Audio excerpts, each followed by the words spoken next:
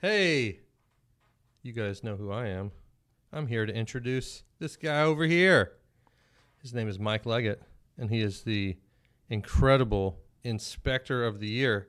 10 times over, voted by the flagpole Inspector of the Year, Mike Leggett. It was a secret poll that was not published. It hasn't been published. But listen, what have we known each other? 30, 40 years? Maybe closer to not even close to that. But the people, the people watching this video may or may not know all about you. So we're here. Well, I met you in 2014 at a after hours events in the pizza place that used to be downtown. Transmet. Yeah. The first location of the Athens Real Estate Investors Association. And you were not even a brick kicker yet. I was, yeah. Oh, you were? Yeah. Oh, well, then tell us, when did that start? I bought the company from a local realtor, Jared Marsden, in January of 2014. I sort of snuck in. We planned for about, I guess, March of 2013. We started talking about me possibly buying his business. I wasn't super interested in it at the time, but my interest grew, and then I started exploring it later in the year, and he started training me about August, and he made you buy it? No, he didn't make me buy it. It just seemed like a good idea at the time. I needed something to 2014, things were starting to break loose in the real estate world. There was a lot less foreclosures, but the people were still buying, and builders were building. And well, during the last recession, I don't know that the foreclosures really killed the inspection businesses so much, because there was still properties turning over, and investors that were buying then were not private equity companies that just had billions of dollars and needed to spend and didn't care what they were buying. But so Jared's business was pretty stable. And he was a solo. He didn't have a bunch of employees also. Yeah, he was always just an owner operator. I think he thought about hiring employees, but Athens is really a small place for a multi-inspector company. There's not a ton of transactions here. I mean, there are, but if you think about what your potential market share is for an inspection company, 20 to 25% in any market is a big piece of the pie, and that's not a lot, you know. I mean, I remember the first time I started actually tracking how many sales there were a year. I mean, there'd be nearly a couple thousand on some of the good years, just Athens. Yeah. So is that what numbers you were talking about? 20% of a couple thousand sales. Yeah, 20%. Well, I mean, how many have we had this year?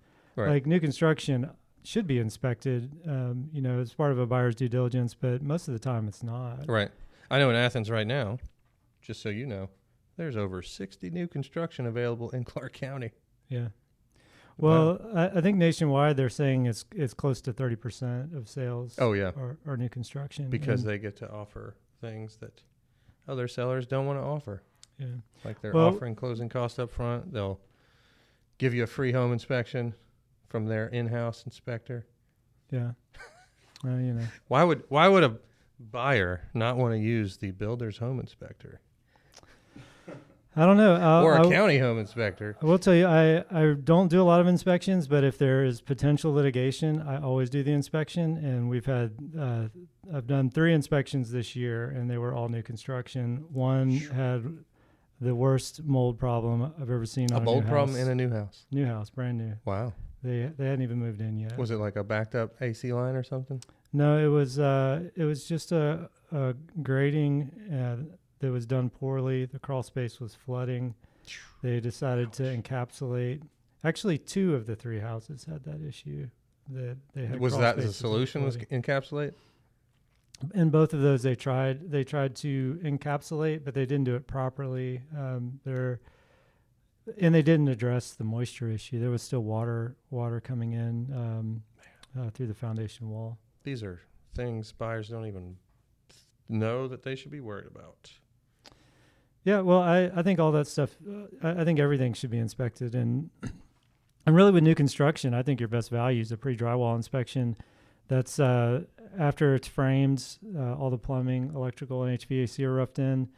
No drywall's up, maybe no siding on the outside, maybe the roof's not even completely done, but we can see the framing and we can see all the mechanicals, and that's that's the last chance you'll get to see that. That's the last time you'll be able to like really easily see where the load points are in the house, because without looking at a plan or verifying that they're correct or seeing that everything's fastened properly. On a pre-drywall inspection, we look at every connection, every fastener, every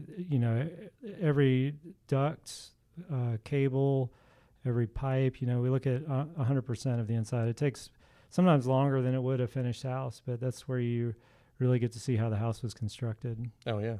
So why can't somebody just rely on, like, oh well, the county's going to inspect it, and they're not going to get a building permit, or not a building permit. They're not going to get a CO unless the county approves it. So shouldn't that be enough? Well, that doesn't necessarily mean that the county inspected it. So some municipalities don't have inspectors, right? And there was a few years ago, there was a municipality that was having the county attorney sign off on COs because they needed someone to sign off on them. In Colbert, they had no inspectors. In Colbert, and well, I think it's Madison County, right outside of Athens, building lots of houses a year, and if you do a remodel and you're not doing major electric work, you don't have to get a permit. Yeah. So there's no permit. Is there work to inspect? Yeah, there should be. Well, I got the mayor to sign off on one time. Yeah. Well, they need to have the money to hire inspectors, and they changed some laws in Georgia a few years ago that allow municipalities to hire private inspectors. So there are people that will do that. And there are some counties that have contracts with international firms that do inspections, and they may not send anyone on site. They're probably just reviewing plans. But to answer your question, like the counties, even like Clark County and Oconee County, they do a great job of doing their phase inspections, but they don't have the time that we have. And right. They don't have... They're not actually, like, because how you said a new construction probably takes longer than the regular house inspection, like a fully finished house. So like how long is a new construction inspection? It's a couple hours, like 2 to 3 hours, depending on the size. Like a small one is probably going to take at least 2 hours to do a pre-drywall inspection. But the building, even if you don't find anything, it takes you that long to look at everything. And the building inspector is there, even if they're like, okay, all I'm doing is looking at plumbing. They're in and out in 15 minutes. Well, they may have 10 or 15 that they have to go to that day. And you're doing, what's the most you've ever done in one day? 2. 2, yeah. So like, you're focused. Yeah. You're there. Maybe 3 condos once, but we only schedule 2. We do 9 a.m. and 2 p.m. We can't get in before 9, and just makes sense to do the second at 2. So the inspectors are not like super tired and upset they have to go do another one. And yeah, it also depends on the square footage. Like, sometimes people say that they want an afternoon inspection, and then you find out it's a 5,000 square foot house. And, does the seller really want my inspector poking around while they're making dinner, when they're putting the kids to bed? It could take a long time. We never know how long it's going to take. We stay until we're done. Yeah. So I want to back up to how the inspection licensing works, because real estate people real estate agents have to have a license. Builders have to have a license. A bunch of other business people have to have a license, and it's actually like regulated by laws of the state. Yeah. But I heard inspectors are not regulated like that. Well, that's true, and they passed a law to license home inspectors in 2008, and it was vetoed by Sonny Perdue. And Sonny. No, well, actually, I don't think it would make much difference to my business either way.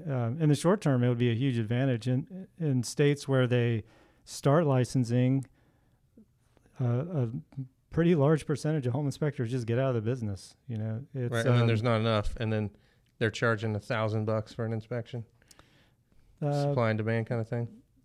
Yeah, maybe not that much. I mean, there's a tolerance there. Well, right. Maybe. Who knows?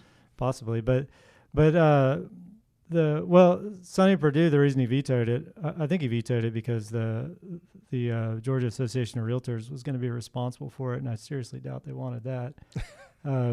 But they, he said there's private associations that kind of self-regulate the industry, and that it would be an unnecessary financial burden for the home inspection industry. Not really true. It's the private associations charge as much as like a realtor association would, I would imagine. The Nacho Association? Nacho, yeah. What does that mean? Nachi, yeah. Internachi. Well, I can give you a rundown on the associations, but they're, that's the thing. A buyer and really a realtor referring a home inspector, they should check to see what their certifications are, because they certainly aren't required.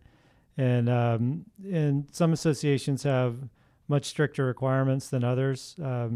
ASHI, for example, you have to take the National Home Inspector exam. That would be the same test that the majority of licensed states use. InterNACHI has their own online exam, so that one's not proctored, but InterNACHI has great resources for home inspectors. They have just tons of online training. Of course, it's all online. And then there's the Georgia Association of Home Inspectors. They have certifications, and theirs is a code certification. So if you want a new construction or a pre-drywall inspection and you don't live in my area, then a GAHI inspector would be all of them are qualified, or pretty much all of them. I guess all of them are. If they're certified through GAHI, gotcha. They're qualified to do that type of inspection. But has a homeowner ever asked you?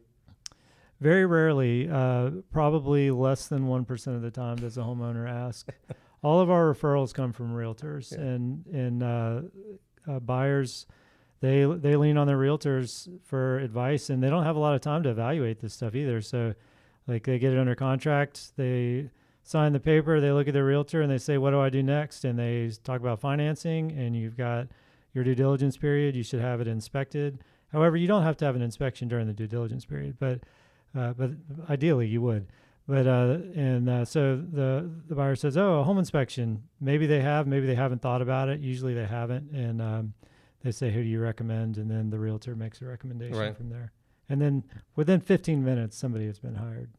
For sure. Yeah. And so you got national, state, all that. So that's good. But like, what do you think sets you guys apart? Because you're not the only inspector, the brick kicker. Like, no. Do you have a bunch of training you do and make them do a certain amount of inspections with you or something like that?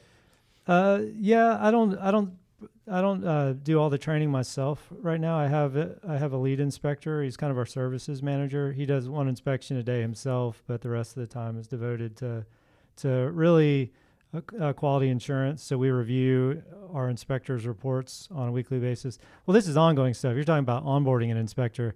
We only hire certified inspectors, and of those that are certified, very few, actually probably none, are qualified to do a home inspection. It takes some time. Even when we hire someone that has experience, it usually takes probably at least a month of riding with us to kind of to understand our systems, to learn. We have an inspection process in writing. There are some tools that we use that are a little bit beyond the scope of a normal inspection. Like we use infrared on every inspection, and then we have to really teach them about like exterior wall systems. Like inspectors just don't seem to understand those all the time.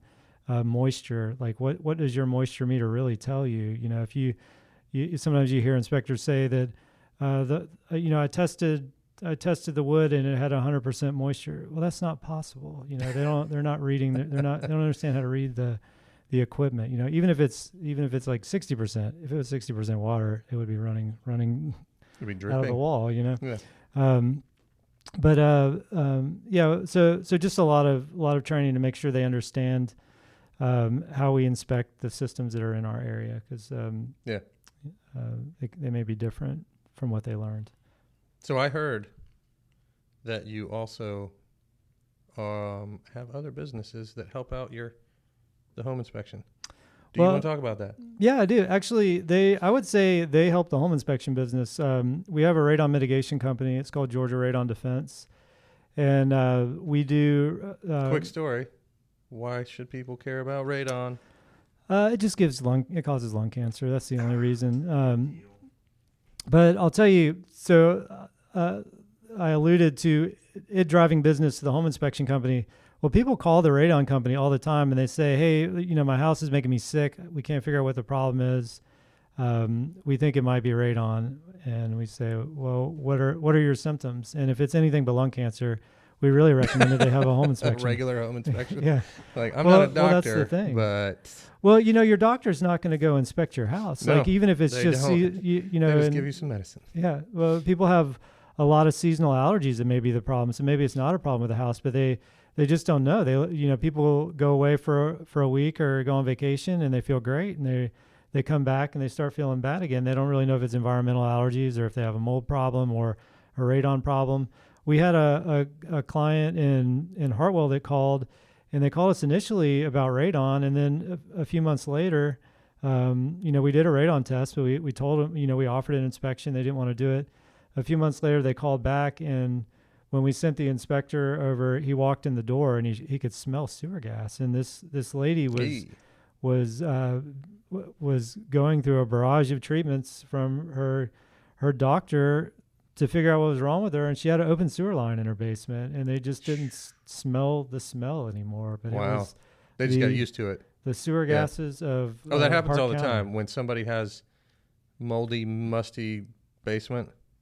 Like, your basement doesn't have to smell moldy and musty. Yeah. What should it smell like?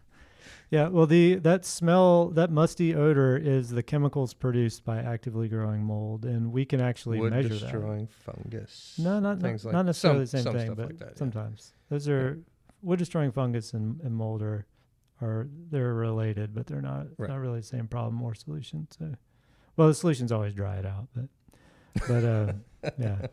Right. So it sounds like you're pretty experienced. Like, how you've been doing this for how many years, and how many did you seem like a person that is keeping track of. You probably know exactly how many inspections you've done. I don't, but it's I don't know. I have no idea. I've done more than 1,000. I didn't really keep track of it. I'm more excited about the business than about inspection counts. But. Right. And you're pretty wide now. Like, you're all the way Metro Atlanta. Yeah, I have an inspector in the middle of Atlanta. I have one in Duluth, Good Hope, Jefferson, Colbert, Athens. So. Cool. Tell us about what the Brick Kicker, everything you guys do. Okay, it'll be a 45-second elevator pitch instead of 30. But so we do property inspections for buyers and sellers and homeowners. Sometimes people that think their house is making them sick. Sometimes people that are preparing their house for sale or buyers. But we do new construction. We do pre-drywall. We do final. We do, if you forgot to do those and you want to do it, a year after you moved in, that's great. We do well water testing. We do well yield testing. We do indoor air quality testing. We do mold testing. We do sewer inspections. Like we run a sewer camera down the main sewer line. That's good to know. Radon testing. You do mobile home testing? Yeah, manufactured home foundation certifications. Those require an engineer, and we have an engineer that we work with. There's also a lot of engineers we work for. That's how we got into it. But if you're buying a manufactured home, that's gonna be required if you're borrowing money. We do EIFS inspections. Yeah, radon. I think I covered radon. And you do radon mitigation. Yeah, and radon mitigation. The mitigation company does mitigation. We install energy recovery ventilators. Sometimes that's the solution for radon if you can't do a regular mitigation system. We do crawl space encapsulations as part of those mitigations when there's a crawl space. But it seems like we have filtration products. Conflicting interests. Like, you're like, oh, your basement has mold. You should do encapsulation. Well, you wouldn't encapsulate a basement. It's crawl space. We don't do mold. We just do radon. Like we don't do mold. And I'm sure there's some other things we do too.